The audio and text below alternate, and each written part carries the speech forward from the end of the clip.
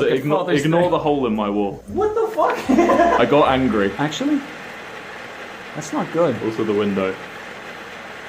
You have a problem. Tell them about how awful I am to you. To me? Yeah. He keeps biting me. Yeah.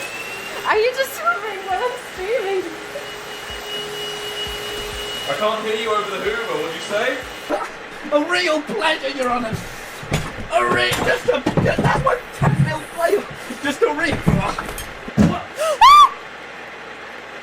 that sound? It's an ace-themed Acer, so it's supposed to be. Who's playing? Wilbur? Oh. It's ace. Hello.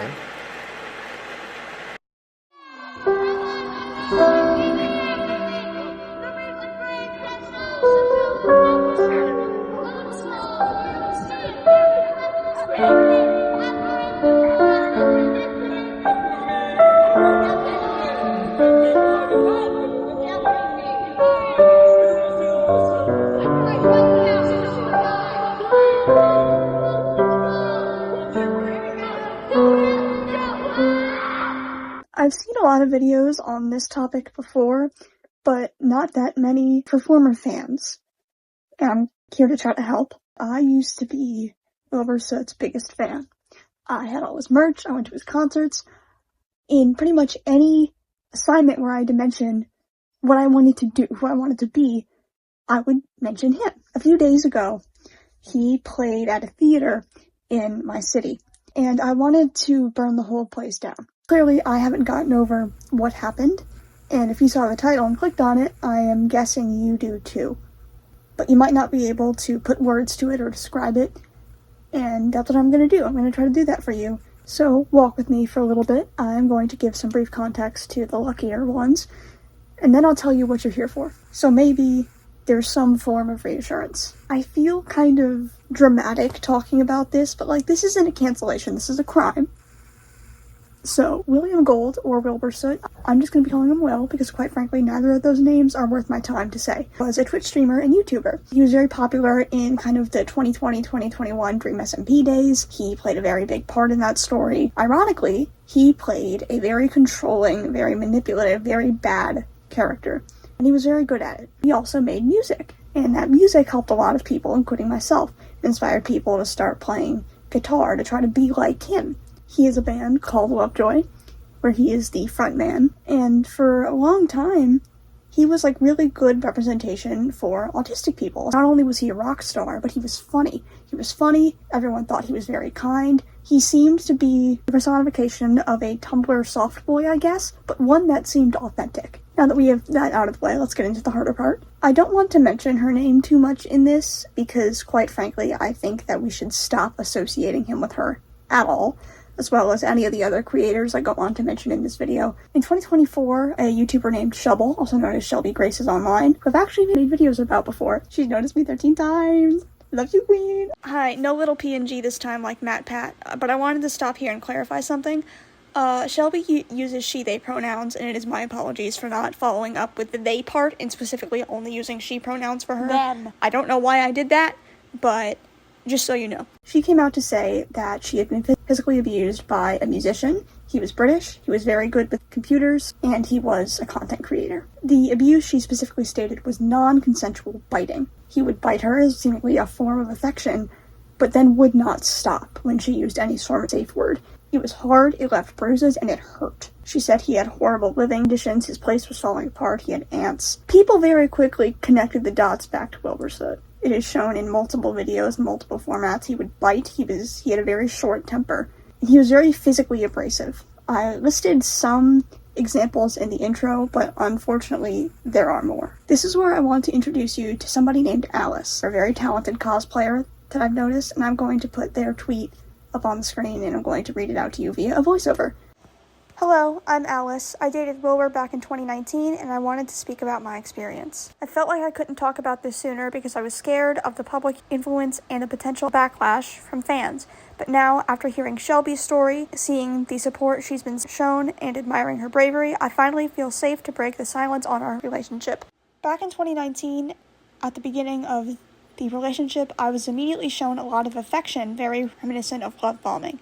One of his close friends at the time warned me in confidence to be careful, as if they had seen people get hurt in the past, but I believed he was good inside. After a month, the honeymoon period was over, and it was like I was dating a completely different person. I was told to keep our relationship a secret, but was framed in a way that implied that it was for my safety, as if it was in my best interest to keep this a secret despite my own feelings. I believed that he enjoyed having control in the relationship. I would have to hide as he streamed and sit silently in the corner of his room for him to go offline. He would say condescending things to me about my interests and the type of content I created, as if he just didn't take it or me seriously and would only be enthusiastic about his future plans with music and desire for fame. I never felt like he was encouraging towards me or any of my goals, and in the last few months, he made me feel extremely unlovable and unwanted. I had suffered with self-harm tendencies in 2019. He ignored the marks on my body and only took interest in retelling his own life struggles. I also experienced the biting habit, which has already been elaborated on by Shelby. After a while, I noticed that it was always me putting the effort into the relationship, so I decided one day to not be the one to message first, just to see what would happen. And he never spoke to me again, so the relationship just dissolved. Skipping ahead to 2021, we had spoken briefly over an Instagram DM about the relationship and meeting up for closure on how things in 2019. I gave him a second chance and met up hoping to get some answers. We walked through densely populated areas of town where we got stopped multiple times by his fans. In hindsight, this felt very intentional, almost as if he was trying to flaunt his influence and desirability to me. We went to a bar to talk, and then he proceeded to get me very drunk. He got us an Uber back to his house. I ended up blacking out in his bed due to the alcohol, but the last thing I remember was him non-consensually removing my clothes. The next morning, he proceeded to tell me that I must be a lesbian because I wasn't interested in him. These past years have been extremely difficult to navigate because of this. I couldn't go online without seeing him everywhere and being adored as this soft boy who heroically represents women and mental health issues. I couldn't even go to conventions and enjoy my own hobbies without seeing people dressed up as him. Shelby was right. Staying quiet wasn't bringing me any peace. It was only keeping his. I am going to read to you a message by one of Will's bandmates, Mark, after the news came out. I've seen the evidence, and it's very real. If we blasted it across the internet, exposing even more of both their private lives to disprove the allegations, all the hate would move to her when they realized the truth. So we ain't sharing the other side of the story because no one deserves the amount of death threats we have gotten. Especially Will, and neither does Shelby. Also, if we debunked it all, it'll show all of the chronically online people that we will respond to these things and cause 1,000 more attention-seeking people to claim false things, and then we'd be expected to respond to each and every one. We know the truth. Everyone in Will's private life know the truth, and he/we are happy with that. We don't need to blow it up even more to try to win the audience back. We can still do what we love, playing shows and making tunes without the many people who have chosen to leave, because believe it or not, it's not about the money. Yes, it is, you dumb That sounds really guilty to me. He doesn't even refer to Shelby by her name. That is so belittling. He doesn't acknowledge her as an actual person. He sees her as a figure. This is where people are going to start calling me the woker. On multiple occasions, Lovejoy has broken boycott regarding the current situation in Palestine. Mark has been seen at a McDonald's. While it's not the focal point of this video, it is something important. It's very important. If music isn't supposed to be political, why are you making it political by doing bad things around politics? Does that make sense? I'm adding on to this. You have a song that mentions Boris Johnson and the shit economy and quality of London. That's political as hell! Shut up! Now, I've compiled what I believe to be a master dog, a lot of evidence against this man, and I'm going to read that to you. He is shown to be insanely aggressive over very small things, having a concerningly short fuse. In the Sorry Boys Christmas special, even if it was a bit, he had to be physically restrained. That is not normal, obviously. There are countless moments of him being physically harmful to those around him and it being played off as a joke. And some of the videos I put here are from the intro, but others aren't. Others are like more video evidence of this. Please look at them if they weren't already in the intro. Please watch them. This is so important. He is a groomer. It's not often really considered because it wasn't sexual, or not all of it anyway. But he is. Creators like Nikki Niachu and Tom and Tubbo, who granted I don't watch anymore, were incredibly young. He was their leader for a reason, because he unfortunately had them wrapped around his bony-ass fingers. Now, bravehearts.org.au states the following. Grooming describes the predatory or lead-up stage of child sexual abuse that offenders use to gain the trust and compliance of the child or young person and those around them, and to establish secrecy and silence to avoid disclosure. Grooming may occur in person or online. Does this sound familiar? Because it should. There is a plethora of more information and evidence on this. Even his horrible apology. Actually, you know what? That's going up on screen.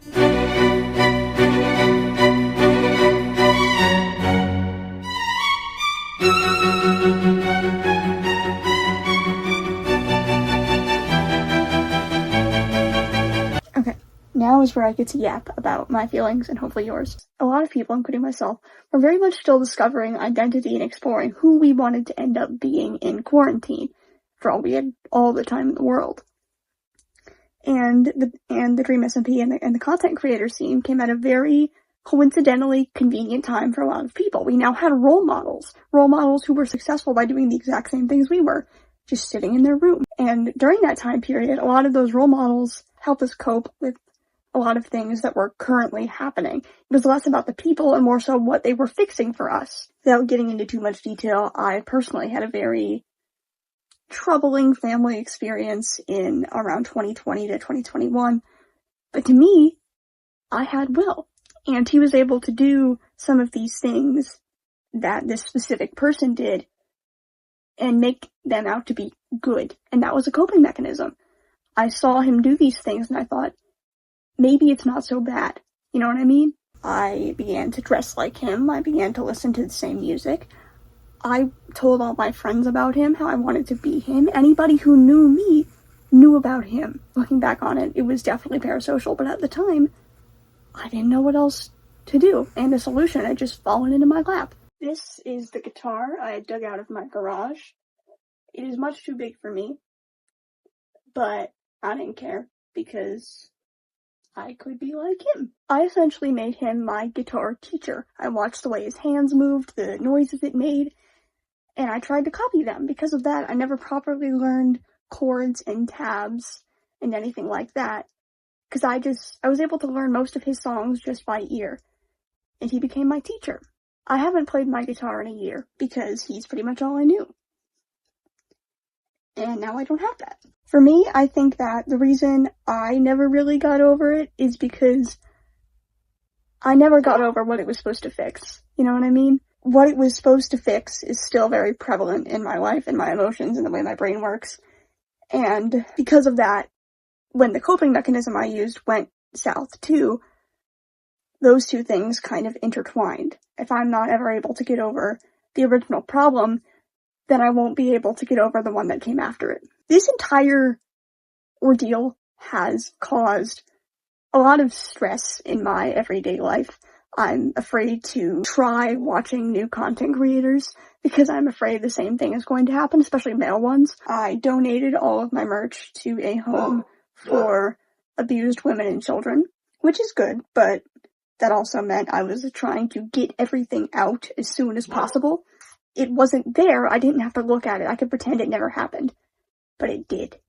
And because for so long I pretended it never happened, it's finally catching up, and I'm still processing that it happened. And again, this sounds dramatic, this sounds parasocial, but that is what this is about. It's about the long-term effects of having a role model during quarantine, and what comes with it. It is not your fault for putting your trust into a bad person. It is their fault for manipulating you into getting it. Your brain plays very cruel tricks on you, and there are two ends of that spectrum. The first one is, it's not that deep. I'm being dramatic. The second is attempting to revert back to old coping mechanisms when something happens. No matter what the cause is, you should never undermine your own stressors. I have trust issues now, and it's his fault. Anyway, I'm turning 17 in a little over a week. I might vlog my birthday, but I'm asking for an electric guitar. That way, one day, I can be even better than him. I don't miss you. I miss the thought of what you were. This is why I need to get it. This is why Daniel says I need to get a microphone. Arlo, you're okay, sweet boy. Okay.